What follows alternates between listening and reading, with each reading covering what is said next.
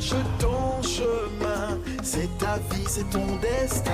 Et le jour, la nuit, avec tes deux meilleurs amis, à bord du grand Condor, tu recherches les cités d'or.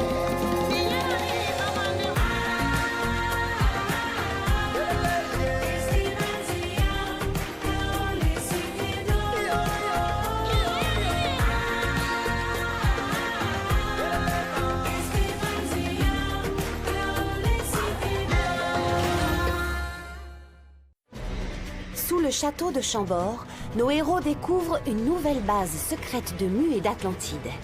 Un heptagone d'oricalque reconstitue les informations que les médaillons du soleil ont emmagasinées à chaque ouverture d'une cité d'or. Il s'agit des plans de la 7e et dernière cité. Comment est-ce possible?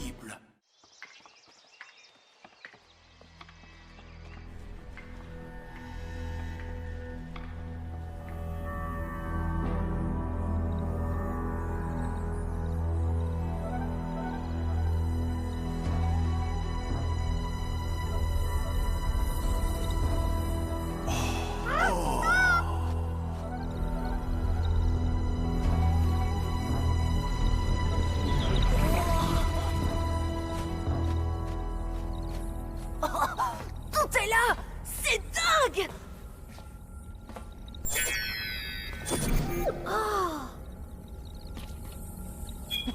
Oui, oui, voilà! Oh, ce sont les plans de la 7e cité! Eh bien, c'est vraiment très compliqué. Oh, regardez! C'est quoi ça? Hé, fais attention! Oh, tu mets le bazar!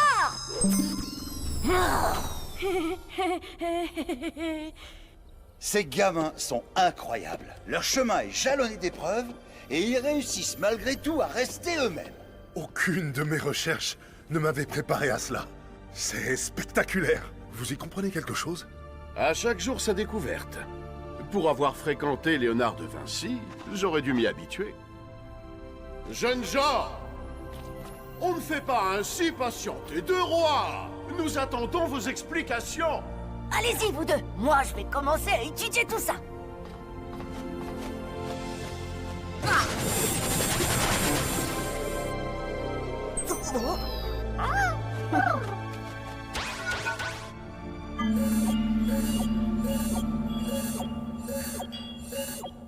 D'accord. Tu viens, Esteban? Il faudrait réunir les alchimistes, votre majesté! Nous allons avoir besoin de tout le monde pour bâtir la cité d'or! Bien sûr, nous allons quérir l'ordre du sablier. Hein?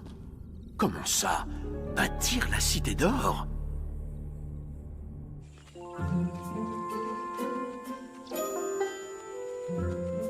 Oh, malheur! Même mon appétit m'abandonne. Je mange plus. Oh, c'est vraiment la fin du monde. Moi, papa, moi pareil, je pipi, je picore. Oh, là, là, là, là, là. Je n'aime pas te voir comme ça, mon petit poulet d'amour. Cette histoire de fin du monde, une si grosse pierre ne peut pas tomber du ciel. Qui sommes-nous pour savoir? De simples insectes entre les doigts du destin. Votre Altesse, les habitants de Zimbabwe ont entendu parler de la fin du monde. Ils sont inquiets. Ils marchent vers le palais.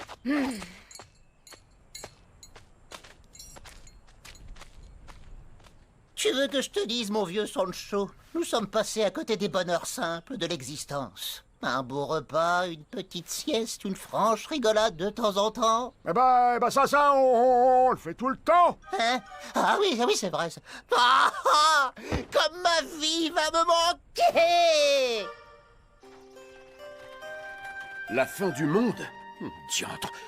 La chose est-elle sûre et certaine? Hélas, oui, votre majesté. Bon, tout ceci doit demeurer secret. Nous devons à tout prix éviter la panique. Nous ne l'avons dit à personne d'autre. Un corps céleste d'une taille exceptionnelle.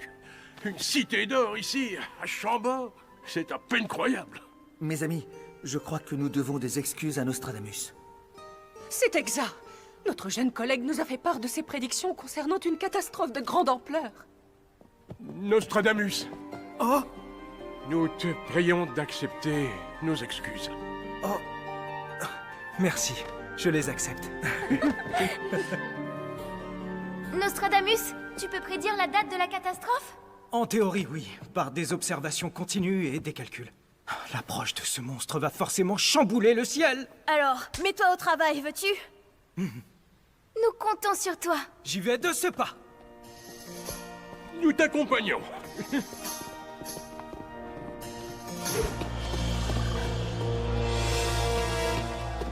Majesté, il se passe quelque chose à Zimbabwe. Veuillez m'excuser, je dois aller voir. Pedro et Sancho sont là-bas. Oh non! Ils ont parlé!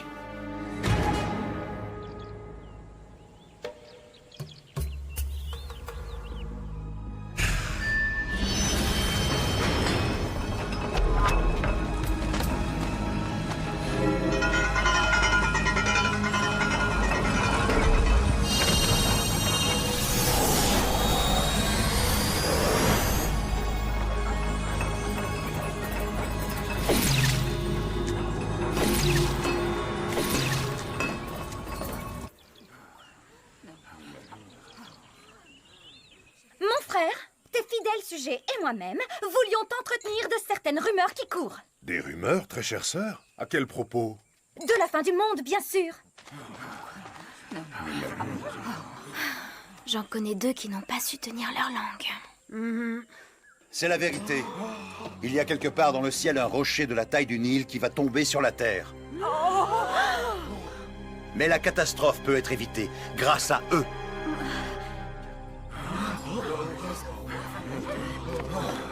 Tu es en train de nous dire que le sort du monde est entre les mains de ces deux enfants? Tu te moques de nous, étranger? Pas du tout. Depuis le temps que je voyage en leur compagnie, ces enfants n'ont jamais cessé de m'impressionner. Au point de leur confier ta vie et celle de tes descendants. Sans hésiter. Alors vous pouvez vous terrer dans un coin et vous lamenter, ou vous pouvez faire face et affronter la tempête qui approche comme ils vont le faire.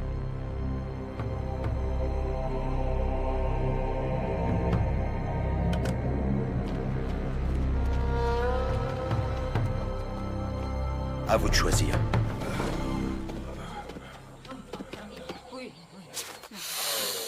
Allons, Sancho! Arrête donc de te lamenter! Tu me fais honte! Les enfants ont besoin de nous! Oh, l'autre! Eh ben dis donc, il manque pas de culot! On veut entendre les enfants! Oui, oui! Qu'ils parlent!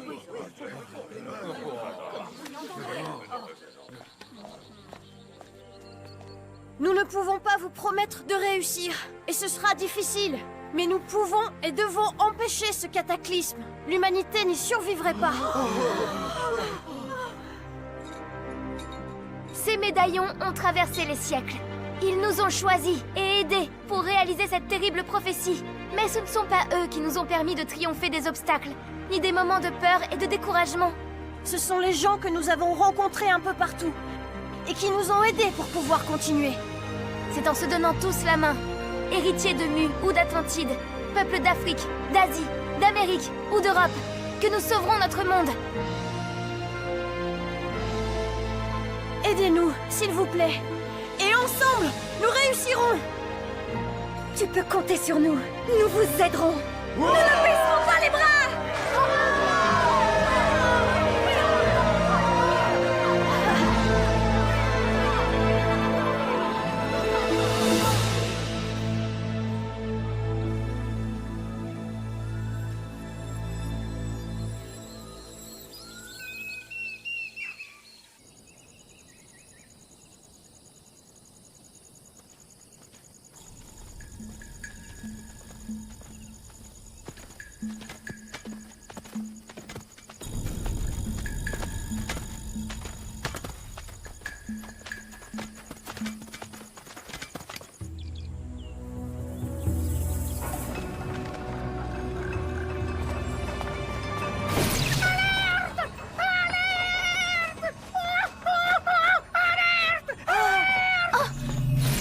Les amis, j'ai une mauvaise nouvelle.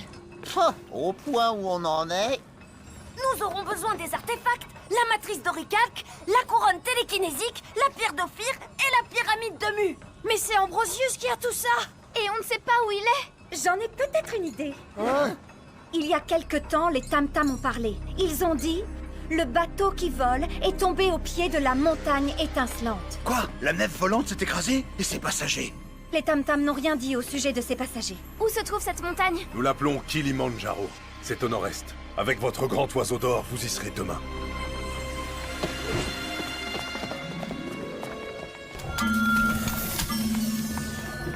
Merci, Majesté. Merci, Princesse. T'as entendu? Le devoir nous appelle. Hein? Plaît-il? Je suis tellement fière de toi, mon lion d'amour qui va sauver le monde.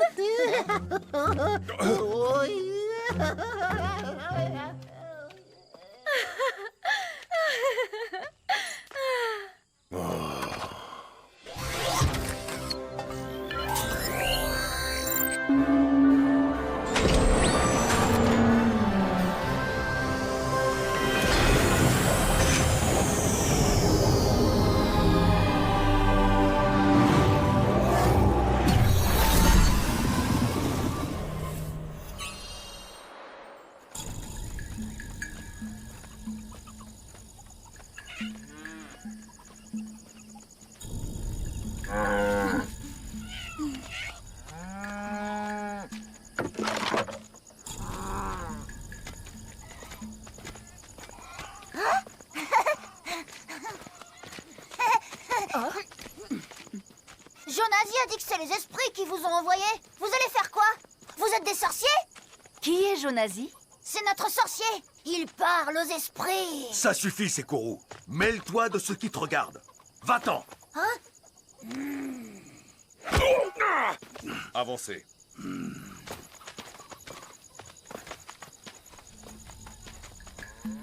Chef Tankanda.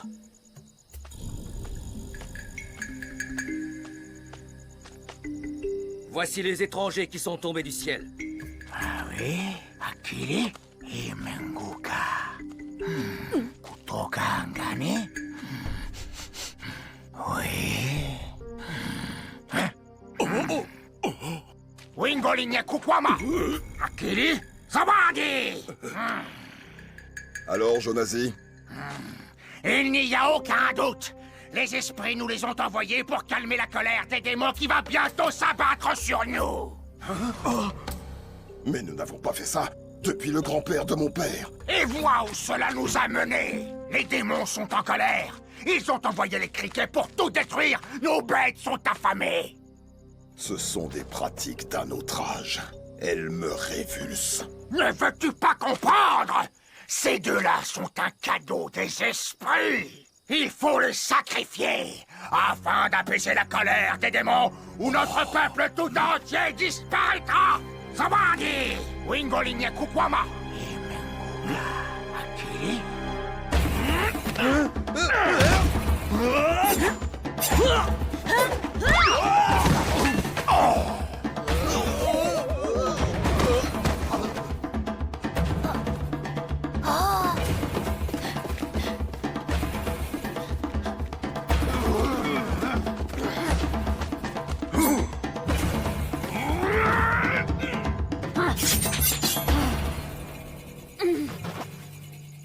Tu es notre chef, Tankanda. Ton devoir est d'obéir aux esprits qui parlent par ma voix. Ne les provoque pas, ou ils se détourneront de toi à jamais. Je vais y réfléchir. Enfermez les prisonniers. Donnez-leur à boire. J'apporte de l'eau. Avancez.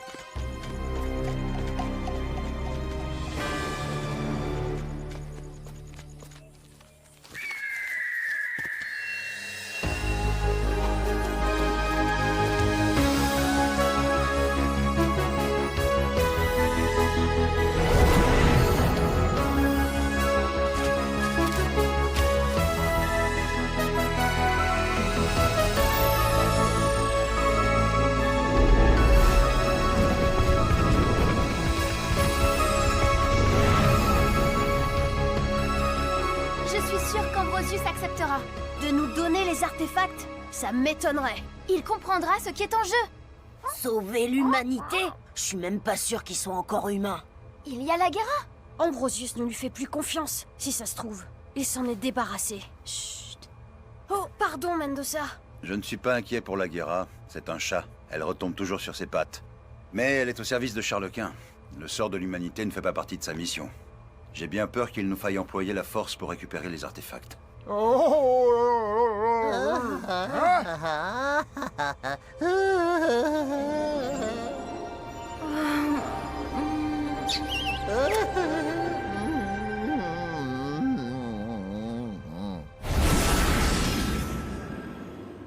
Regardez! Ça correspond! C'est la montagne étincelante! Par où on commence les recherches? Rapproche-toi de la montagne et vole autour en dessinant des cercles de plus en plus larges.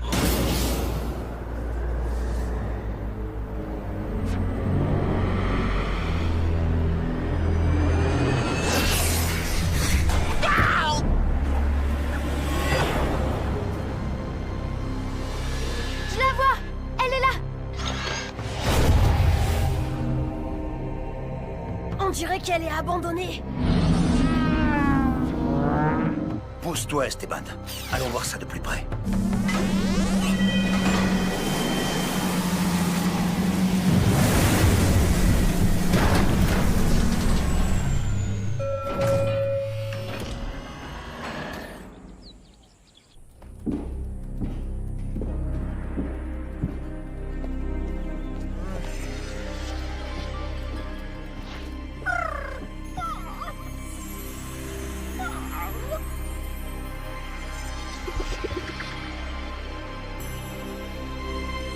Aucun doute, c'est de l'oricalque. Mais la matrice n'est plus là. Donc ils ont survécu, et ils ont emporté les artefacts avec eux. Ou alors, quelqu'un d'autre les a pris. Il y a des traces ici, et ici, et ici. Des bottes, et des pieds. Ils ont été faits prisonniers. En tout cas, ils ont eu de la visite. Oh, comment on va les retrouver alors? En se laissant capturer nous aussi. Hein?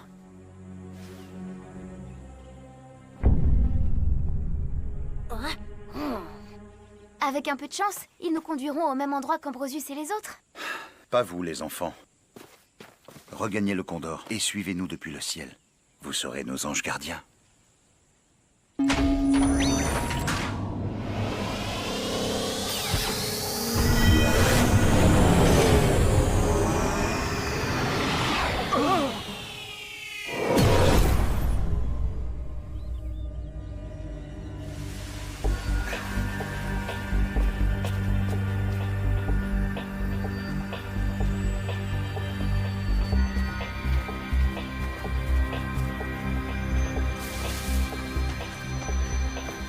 Ils sont toujours là. Parfait.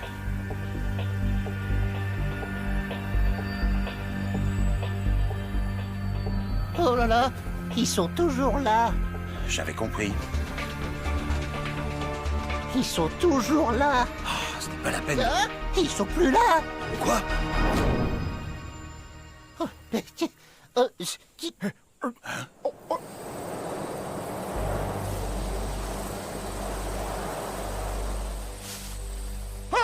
Un lion! Ah, il y a des lions!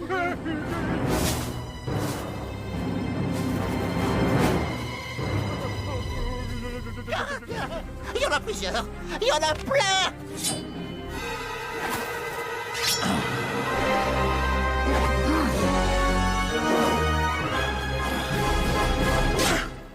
Nous nous rendons.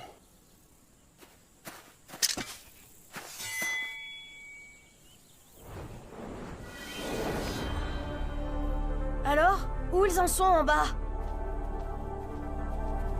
Le plan fonctionne. Les guerriers les emmènent. Alerte! Alerte! Droit devant! Brrr! Droit devant! C'est quoi ça? De la fumée? Non, ça bouge trop vite.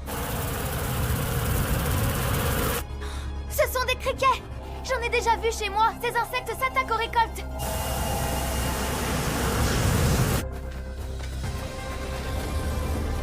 Oh, regardez là-bas! Les criquets! Avancez plus vite! Allez!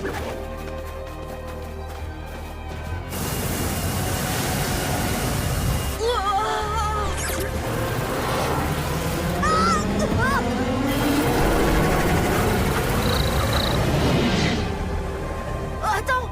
Je vois plus les autres! On s'est trop écartés! Et de ton côté, Zia, tu les vois? Non,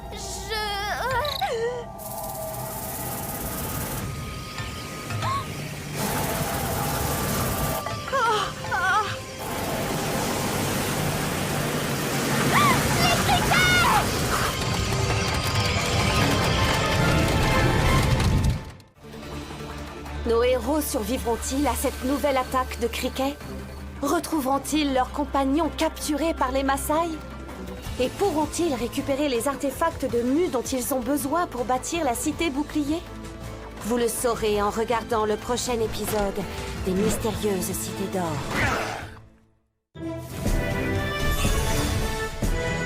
Nous voici au Kenya, en territoire Maasai.